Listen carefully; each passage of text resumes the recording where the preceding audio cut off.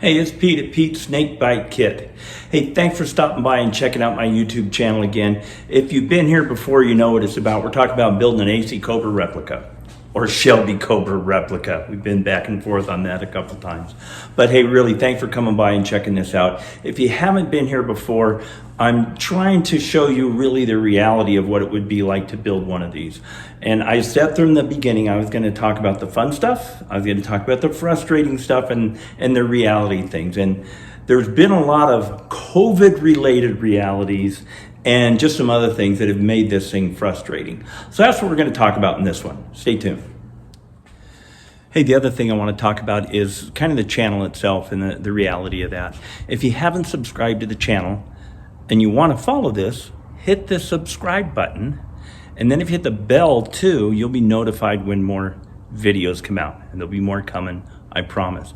I'm about halfway to the magic 1,000 subscribers. I'm over 500 now. So we're gonna get there, and it's from you guys being nice enough to watch this, and hopefully it's interesting enough where you're watching it. So I had to throw that plug in because I'm starting to get excited and I can see me closing in on that. Okay, so what I want to talk about here is motivational stuff, good stuff. I got some more parts. You guys saw the rolling chassis a while back, and so here we have the side pipes on it. I got the headers and the side pipes, and those look pretty cool on there. I had the body on it last week and looked at things real closely, and I'll talk about that in a little bit. I apologize for not getting any video of it with the body on. It's going to be on and off a couple times. But what was really cool is when I had the body on, I looked very closely and compared it to the gold standard. Maybe we say the aluminum standard, but you know, the Kirkham cars are just, they're exact as far as replicas go. And I looked really closely at all the proportions on that, and boy, this thing's gonna be spot on, which I'm really excited about. The other thing I've gotten is, I was waiting for the Lucas ammeter because they sent me 2 fuel gauges or something, and I didn't get the ammeter, but I think it's Nossinger, I think I always pronounce it wrong. They are the ones that are the distributor for Smith gauges. So here we have the gauge set that's just like would have been in the real McCoy, and really happy to get those and get those all plugged in. Got the dash finished in leather, so I really like how that has turned out. And then you can see it with the steering wheel there, kind of as a motivational piece there, right? You can almost feel like we're driving it. Speaking of headers and side pipes, if you look real close, you see something sticking out of there. And Alex at Hurricane was nice enough to put a bung in there for the O2 sensor. And there aren't a lot of places to put it. It's got to be after the collector, obviously, and with the body on it, I'll probably have to poke a hole in the body for the O2 sensor to go through. But if you're gonna have fuel injection, you're gonna have an O2 sensor, and it's a reality, right? I really like how those things look in the black ceramic coating. And my plug wires are long, I know, before you comment on that. I did them long on purpose to have room to see how everything is going to fit, and I'm of course going to shorten those up and make them look. Okay, something we always do is end up looking at the board here, and you may be interested in this, you may not. You know, this is obviously a drywall wall that I painted with a paint that's supposed to work out like a whiteboard.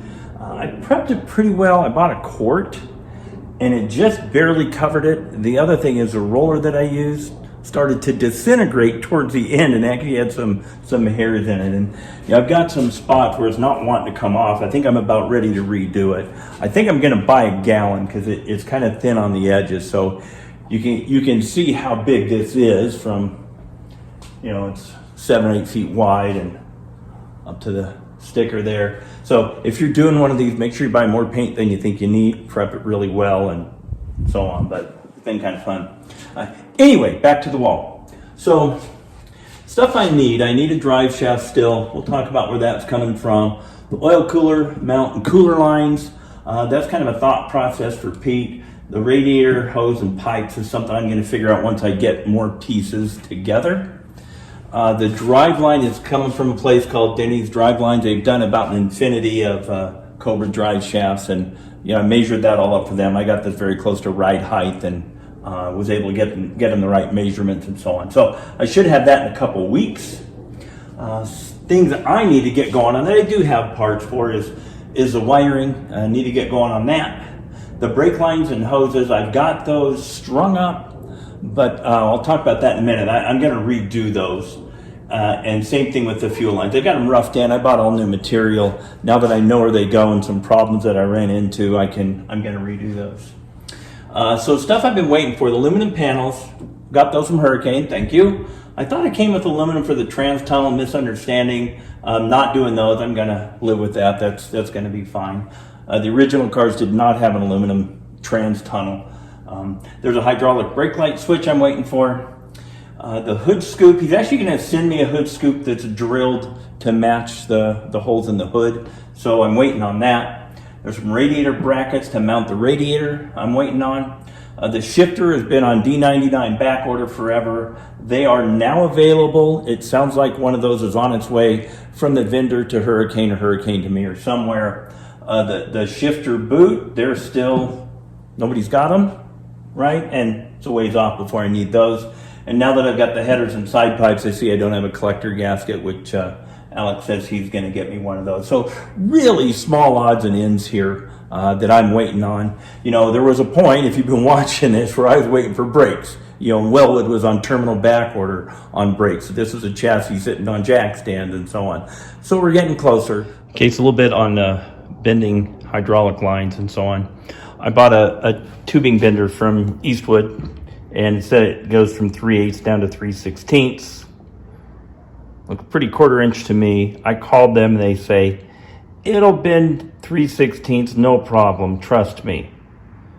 Well, I trusted them, and I made some bends and ended up kinking a little on the very first one I did. And when I did that, for some reason, the line I took off ended up hitting that fire hydrant, if you get my meaning. But to my credit, I do have this sign warning people. So anyway, I finally got over that. What I did is I bought another bender that is just for 3/16. This one's done a really nice job. The first thing I did with it is bent a 180, you know, just to see, hey, is it not going to collapse? And that was beautiful. I collapsed some 3/16 with that Eastwood jewel on a 90. So, you know, buy the right stuff, you can do a better job. Had a friend of mine's dad, Jim Garcia, bend up some line for me once. I was building a Nova. I'll show you a picture of that. And he came by the house. He said, oh, I see you need something to go from, you know, the master and then clear the headers, that fender exit headers and so on. And he goes to his house, bends it and brings it back, and it fit. I was pretty impressed with that. If you've ever bent brake line, you know, that's pretty tough to do. So I am not there yet. I'm trying to figure out how to make these look Sano, and I'm learning. So here you can see the fuel line, and this side coming up is the pressure, and then this side is a return. They're not mounted underneath, they're just bent into place. I bent these up and roughed them in without this tub on. And so I had all the clearance in the world. I tried to measure and figure out where I needed that bend to be, and I was wrong. So once I got this on, I got under there and rebent all those. But now that I bent these things back and forth, I bought some fresh lines so I can make these bends and do them once. Same thing with the brake lines. I've got all the brake lines strung, but again, I've done some bending and rebending on those. I bought all new brake lines that were supposed to be here yesterday, and they're not. So I'm doing a video, and I'll get those, I think, next week, and I'm gonna pull the tub off and do a bunch of rebending there, pull the motor out so I can get inside the frame rails and fasten all those down. Okay, out back, here's what we see. So you can see I've got the battery cables strung under the car, and those are fastened in. I've got the parking brake cables in and strung in. I need to get those all nailed down. And I've got the hydraulic lines in. I actually have one I still need to bend to go over the pumpkin, but minor stuff there. One issue I've run into here is there's a pump. This sits on top of that, and the floor is made to sit on here. So there's about zero clearance for this. I'm contemplating either dropping the tank down to make clearance here, because the tank has a nice radius on the back, as you can kind of see, and going down an inch I don't think is going to hurt anything. Also thought about maybe making a trap door on here that'll give me clearance A, and B, give me access to these things. So still kind of in the thought process on that. If you got a bright idea, let me know. Hey, I mentioned this centerpiece I took from a wedding I was at a few weeks ago, and this thing's seen better days, right? Got some black death on the piston skirt. But let me tell you guys, that's good news. Here's one that came out of a Cleveland I had a long time ago, and boy, when it ran, this thing actually went pretty good. But when it stopped pretty abruptly, to say the least.